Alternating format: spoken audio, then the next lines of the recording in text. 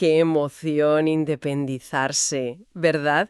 Equipar el primer hogar es un paso enorme, súper ilusionante. Sí, lo es. Mucha ilusión. Pero claro, llega el momento de elegir los electrodomésticos grandes y surgen mil dudas.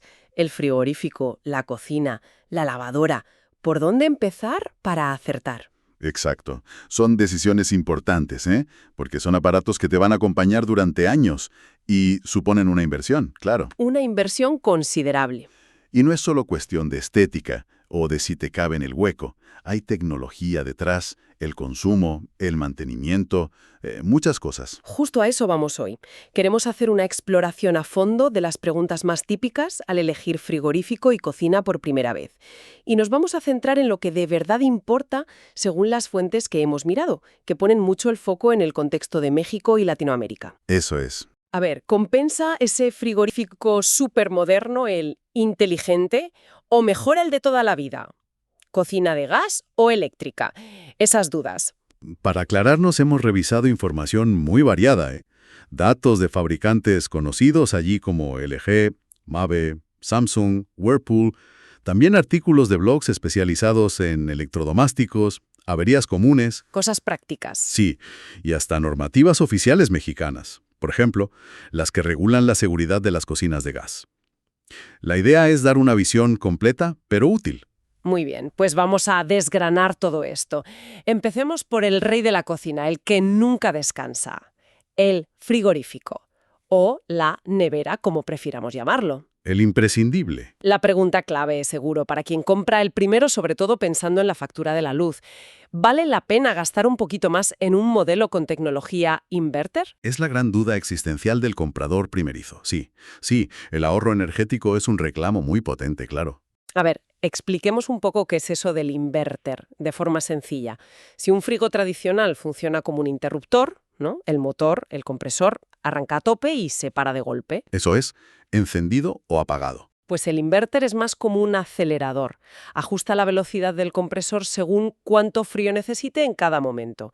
No va a tirones, sino más modulado. Es una buena analogía, sí. Y las ventajas en teoría son claras. Menos ruido, porque evitas esos arranques y paradas bruscas, y, lo más importante, un menor consumo de energía. Que es lo que busca mucha gente. Exacto. Las fuentes señalan que este ahorro se nota más en climas cálidos. Ponían el ejemplo de la República Dominicana, donde, claro, el frigorífico tiene que trabajar muchísimo para mantener el frío. Ahí, la eficiencia del inverter puede marcar una diferencia, bueno, apreciable en la factura de la luz cada mes. Suena fantástico. Menos ruido, menor consumo. Parece la opción ideal, ¿no? Pero, ¿hay alguna pega? ¿Dónde está la letra pequeña? Mm, Más que letra pequeña, yo diría que hay una contrapartida importante que valorar. Y aquí es donde la cosa se pone interesante. Sobre todo pensando en ese contexto latinoamericano que mencionan las fuentes. A ver. Lo fascinante del inverter es la electrónica que lo hace posible. Estos frigoríficos llevan unas placas de control, unos cerebros electrónicos, bastante más complejos, más sofisticados que los sistemas de los modelos de siempre. Entiendo. Más tecnología implica más componentes delicados, quizás. Exactamente. Y aquí entra en juego un factor crucial en muchas zonas, según nos cuentan, la inestabilidad del suministro eléctrico. Hablamos de las famosas bajadas y subidas de tensión, los microcortes, los picos de voltaje. Ah, el pan nuestro de cada día en tantos sitios.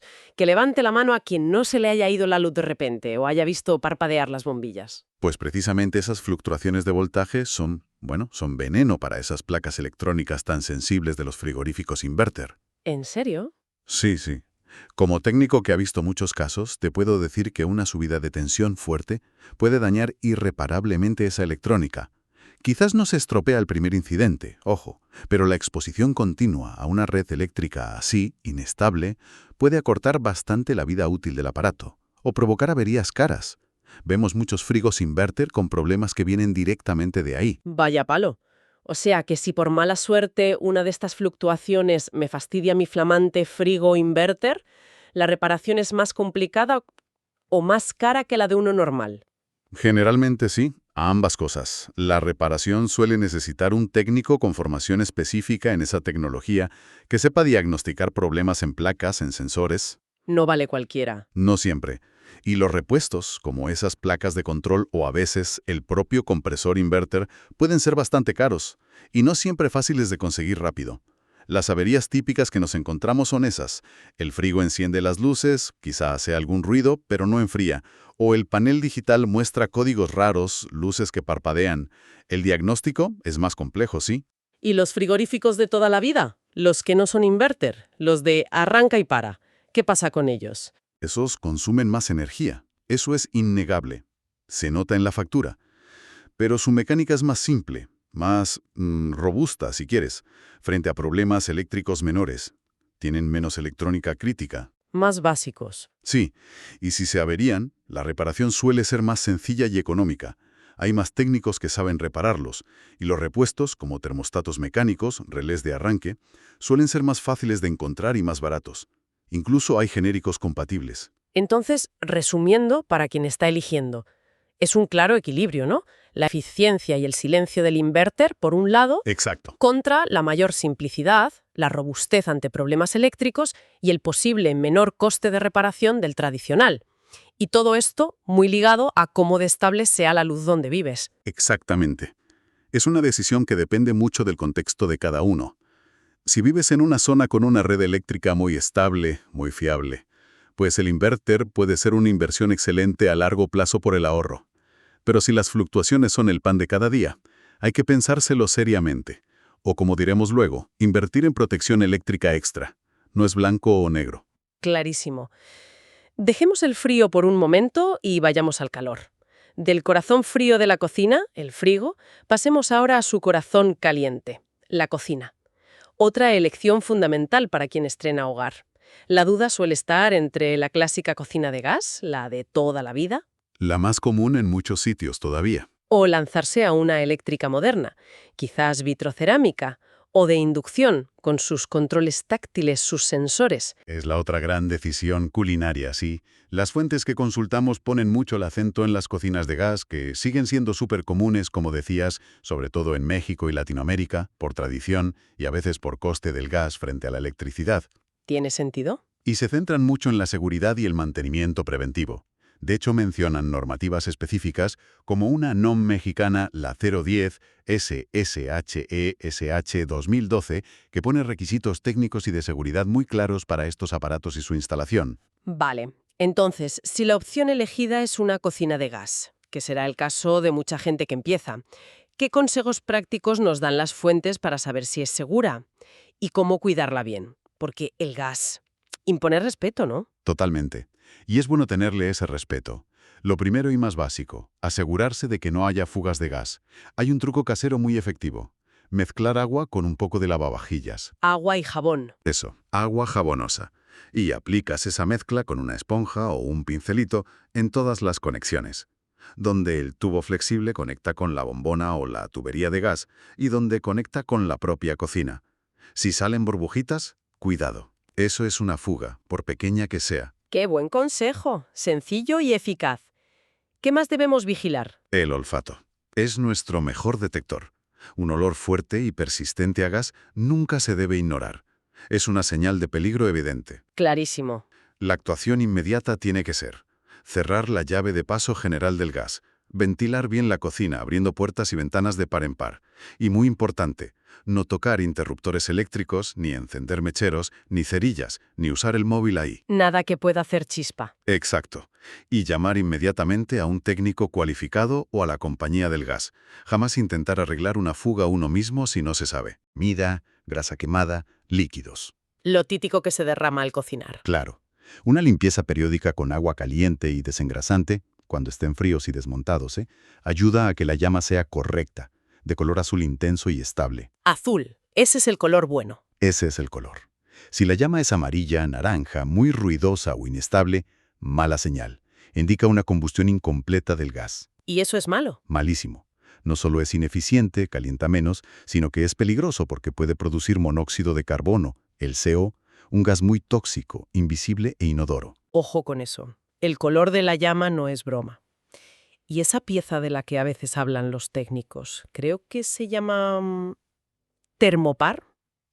Ah, el termopar. Sí, es un componente de seguridad esencial en las cocinas de gas más o menos modernas. Suele ser una varilla metálica pequeña junto a cada quemador. ¿Y qué hace exactamente? Su función es detectar si la llama está encendida. Si la llama se apaga por accidente, una corriente de aire, un líquido que rebosa, el termopar se enfría rápido y manda una señal para que se corte el gas a ese quemador. Evita que el gas siga saliendo sin quemarse. Imprescindible, entonces. ¿Y cómo podemos saber si está fallando? Un síntoma típico es que tienes que mantener pulsado el mando del gas mucho tiempo para que la llama se quede encendida, o que la llama se apaga sola al poco de soltar el mando. También si la llama es muy débil, incluso al máximo. Si sospechas que el termopar de un fuego no va bien, hay que llamar a un técnico. Es una pieza clave de seguridad. Vale. ¿Y sobre la instalación en sí? ¿Alguna recomendación importante? Sí, verificar que se usen los tubos flexibles adecuados para gas. Los más recomendados hoy día son los metálicos flexibles, con recubrimiento, que son más duraderos y seguros que los antiguos de goma. ¿Los naranjas esos? No. Esos han quedado obsoletos en muchos sitios. Y algo fundamental, asegurar siempre una buena ventilación en la cocina. La combustión del gas consume oxígeno y genera gases. Si no hay ventilación, una rejilla, una ventana abierta, esos gases se pueden acumular. Importante. Es una advertencia crucial que recalcan todas las fuentes. Nunca, bajo ningún concepto, usar la cocina o el horno de gas para calentar la casa. Es peligrosísimo por el riesgo de intoxicación por monóxido. Desde luego son bastantes cosas a tener en cuenta. Parece que la cocina de gas requiere una atención preventiva más constante que una eléctrica.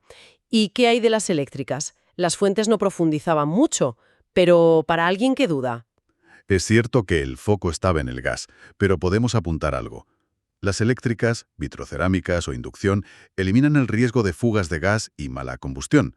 Son más limpias en ese sentido. Eso es una ventaja. Sí. Como contrapartida, suelen consumir más electricidad, lo que se nota en la factura, sobre todo las vitros normales. La inducción es más eficiente, pero la placa es más cara al comprarla. Y ojo, si llevan mucha electrónica, controles táctiles, sensores, etc., también son vulnerables a las fluctuaciones de voltaje que decíamos antes. O sea que el fantasma de las subidas y bajadas de tensión vuelve a aparecer. Exacto. Retomando ese tema, que como vemos afecta casi todo. Ese suministro eléctrico inestable no solo es un problema para los frigos inverter o las cocinas con electrónica, Afecta a más cosas. afecta y mucho a las lavadoras modernas, los hornos eléctricos, los microondas. Cualquier aparato con placas de control, pantallas digitales, sensores, es susceptible. Es un problema muy común en muchas regiones y como técnico te aseguro que está detrás de muchísimas averías que se podrían haber evitado. Esas variaciones constantes acortan la vida útil o causan daños graves y reparaciones caras. La verdad es que da que pensar. Entonces, ¿qué podemos hacer para proteger nuestros valiosos electrodomésticos? ¿Comprar un regulador de voltaje es la solución mágica? No es magia, pero es una recomendación muy frecuente y muy válida, sobre todo para los aparatos más caros o los que tienen más electrónica sensible, como un frigo inverter o una lavadora de última generación. Vale. Lo primero, claro, es asegurarse de que la instalación eléctrica de casa esté bien. Pero sí, usar reguladores de voltaje específicos para electrodomésticos, que aguanten su potencia, o incluso un SAI, un sistema de alimentación ininterrumpida. Como los de los ordenadores, pero más potentes. Eso es. Para el frigo o la lavadora puede ser una inversión muy inteligente. Estos aparatos ayudan a filtrar, a limpiar la electricidad que llega, estabilizando la tensión y protegiendo esos componentes delicados de picos y caídas. Interesante. Es como ponerle un guardaespaldas a la lavadora y al frigo para defenderlos de los caprichos de la red eléctrica. Es una buena forma de verlo, sí. Es una medida preventiva que, aunque cueste un dinero al principio, puede ahorrar muchos disgustos y bastante dinero en futuras reparaciones. Lo vemos constantemente. Aparatos en zonas con regulador duran más y fallan menos por causas eléctricas. Y hablando de electrónica, modernidad y posibles complicaciones, ¿qué pasa con esta nueva ola de electrodomésticos inteligentes, los smart? Esos que se conectan al Wi-Fi, que manejas con una app. ¿Realmente simplifican la vida o son una fuente de problemas añadidos? Ese es el gran debate ahora mismo, ¿sí? Por un lado, es innegable que aportan funciones cómodas. Las fuentes mencionan lavadoras con sensores que detectan el peso, la suciedad, el tejido y ajustan en ciclos solas. Optimizan el consumo de agua y energía. Suena bien. O frigoríficos, que hacen autodiagnósticos y te avisan al móvil si notan algo raro antes de que sea una avería grave. Potencialmente, bien usadas, estas funciones podrían incluso ayudar a alargar la vida útil si actúas a tiempo. Suena muy práctico, la verdad. Controlar la colada desde el trabajo o que el frigo te diga, oye, revisa esto. La comodidad y el control son los argumentos a favor, claro. Pero, como pasa con cualquier tecnología más compleja, también implica más componentes que pueden fallar. Volvemos a la casilla de salida, ¿no? Más electrónica, más sensores, más software. Significan más cosas que pueden estropearse. Y probablemente más difíciles y caras de reparar. Exactamente, esa es la otra cara de la moneda. Todos esos componentes extra, módulos Wi-Fi, sensores, pantallas táctiles, son vulnerables a las mismas fluctuaciones de voltaje. Además, está el propio software, que puede tener fallos, necesitar actualizaciones. Que se quede colgado, vamos. Puede pasar. Y cuando algo falla, la reparación suele ser más especializada. Piensa en los repuestos. Conseguir un filtro de agua o una goma de la puerta de la lavadora suele ser fácil. Pero si se daña la placa principal de una lavadora Smart o un sensor específico de un frigo conectado, ¡uf! Complicado. Puede que ese repuesto sea difícil de encontrar, tarde semanas en llegar o cueste una pasta. Una parte importante de lo que costó el aparato nuevo. A veces la reparación es tan cara que no compensa. Uf.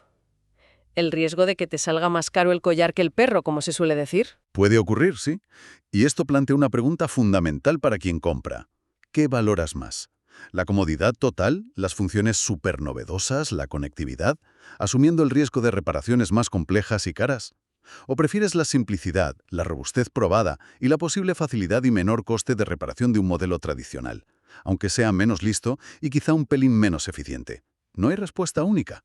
Depende de las prioridades de cada uno y, otra vez, del contexto.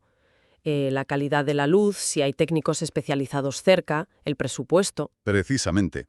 Y también la tolerancia al riesgo de cada persona, claro. Y para intentar evitar llegar a esas reparaciones, ya sea de un aparato súper inteligente o de uno más básico, ¿qué podemos hacer en casa? ¿Hay algún mantenimiento preventivo sencillo que cualquiera pueda hacer? Para alargar la vida de los electrodomésticos. Claro que sí. Claro que sí. El mantenimiento preventivo es clave y no tiene por qué ser complicado. Las fuentes ponían un ejemplo muy bueno con la lavadora. Algo súper simple, pero tremendamente efectivo. Limpiar el filtro de la bomba de desagüe con regularidad. El filtro de la bomba. Suena técnico. ¿Dónde está eso? Suele estar abajo, en el frontal de la lavadora, a menudo detrás de una tapita o un zócalo que se quita fácil. Es un filtro, una pieza de plástico que se desenrosca, donde se acumula todo lo que se cuela. Monedas, hortillas, botones. Pelusa, pelos. Muchísimos pelos, hilos, pelusa. Si ese filtro se atasca del todo, la lavadora no puede echar el agua al final. Es una de las causas más frecuentes de la típica llamada «mi lavadora no desagua». Ah, la de veces que se oye eso. Pues revisar y limpiar ese filtro lleva 5 minutos, literalmente. Poner una bandeja debajo por si cae agua, desenroscar, limpiar bajo el grifo y volver a enroscar. Con eso previenes esa avería tan común y posibles daños a la bomba por trabajar forzada. Un ejemplo perfecto de mantenimiento casero, sencillo y eficaz. Fantástico. Una pequeña tarea que evita un problema grande y una visita del técnico. ¿Algún otro ejemplo rápido? Sí, mira, con el frigorífico, algo básico es mantener limpias las bobinas de atrás, el condensador. Suelen estar detrás o debajo. Con el tiempo cogen polvo y pelusa, y eso hace que el frigo no disipe bien el calor, trabaje más y gaste más. Pasarles el aspirador o un cepillo suave 1 o 2 veces al año ayuda mucho. Vale. O con la cocina de gas lo que ya dijimos, mantener los quemadores limpios para que la llama sea azul. Son gestos sencillos que marcan la diferencia en la duración y eficiencia. Genial. Creo que hemos cubierto los puntos clave. Hagamos un resumen rápido para que quede todo claro. Al elegir ese primer frigo o cocina, la cosa va así. Con el frigorífico, sopesar ahorro y silencio del inverter frente a su sensibilidad eléctrica y posible coste de reparación. Eso es. Con las cocinas de gas, la seguridad es lo primero. Revisar fugas, vigilar la llama, el termopar, la instalación y ventilación. Clave. Y si es eléctrica, mirar el consumo y protegerla si tiene electrónica. Correcto. Y en general para cualquier aparato con electrónica, protegerlos de las variaciones de voltaje con reguladores o SAIs es muy recomendable, sobre todo si la red no es muy estable como indican esas fuentes centradas en Latinoamérica. Ya. Y sobre lo smart, evaluar si la comodidad compensa la posible complejidad y coste de las reparaciones. Entonces, ¿qué significa todo esto para quien nos escucha y está en ese momento de elegir? Pues que no hay una única respuesta correcta. La mejor elección dependerá de las prioridades. ¿Ahorro a largo plazo o tranquilidad en la reparación? ¿Última tecnología o durabilidad probada? Y muy importante, de las condiciones locales. ¿Cómo es la luz en mi casa? ¿Hay buen servicio técnico para esa marca cerca? Yo añadiría una reflexión final, que creo que es importante. Más allá de la compra inicial, es fundamental pensar en el ciclo de vida completo del electrodoméstico. ¿Será fácil hacerle ese mantenimiento básico del que hablábamos? ¿Hay técnicos cualificados y repuestos accesibles y a precios razonables para esa marca y modelo en mi zona? A veces, el aparato más avanzado, el que tiene más lucecitas y se conecta a todo, no es la opción más práctica a largo plazo. Claro. Vemos aparatos muy sofisticados que se convierten en un quebradero de cabeza y un gasto enorme a los pocos años porque arreglarlos es casi imposible o carísimo. Es una perspectiva muy valiosa. Pensar no solo en el estreno, sino en los 5, 10 o más años que esperamos que nos dure. Y para cerrar, quizás un pensamiento para darle una vuelta. Tal vez la verdadera inteligencia al comprar un electrodoméstico no está solo en las funciones smart del aparato en sí, sino en nuestra propia inteligencia como consumidores para elegir aquel que mejor se adapte no solo a lo que necesitamos ahora, sino a nuestra realidad cotidiana, a nuestro presupuesto total, contando posibles arreglos y mantenimiento, y a nuestra capacidad real de cuidarlo para que nos acompañe bien durante muchos años. Elegir con cabeza, ¿no? Con información, no solo dejándose llevar por la novedad del momento.